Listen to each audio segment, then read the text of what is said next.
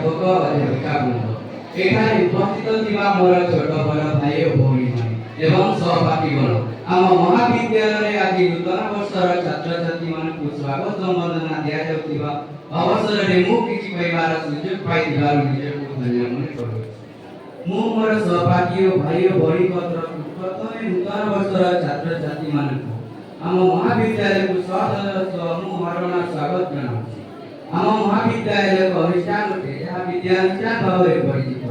ନୂତନକୁ ସ୍ୱାଗତ କରିବାରେ ଓ ପୁରାତନକୁ ହସି ହସି ବିଦାୟ ଦେବାରେ ଆମ ଅନୁଷ୍ଠାନର ସଦସ୍ୟ ଓ କର୍ମକର୍ତ୍ତାମାନେ କେବେ ଅବହେଳା କରିନାହାନ୍ତି। ଏଠାକୁ ନୂତନ ଛାତ୍ରଛାତ୍ରୀମାନେ ଏକ ମହାନ ଉଦ୍ଦେଶ୍ୟ ନେଇ ଆସନ୍ତି।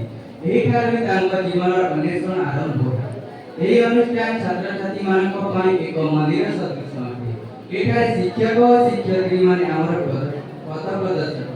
ଆମେ କେବଳ ପୁସ୍ତକଗତ ବିଦ୍ୟାରେ ଆବଦ୍ଧ ନ ରହି ଆମ ଭିତରେ ଥିବା ସ୍ନେହ, ପ୍ରେମ, କରୁଣା, ଦୟା, ଶିଷ୍ଟାଚାର, ଶୃଙ୍ଖଳା, ମିତ୍ରତା ଆଦି ସେଗୁଣକୁ ଗୁରୁତ୍ୱ ଦେବା।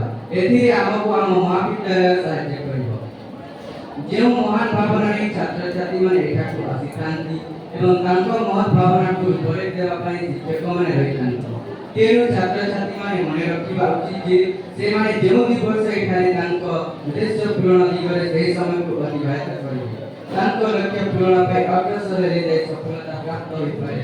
ମୁଁ ଏତିକି କହି ମୋ ବ୍ୟକ୍ତିଗତ ଶିକ୍ଷା କରିଥାନ୍ତି।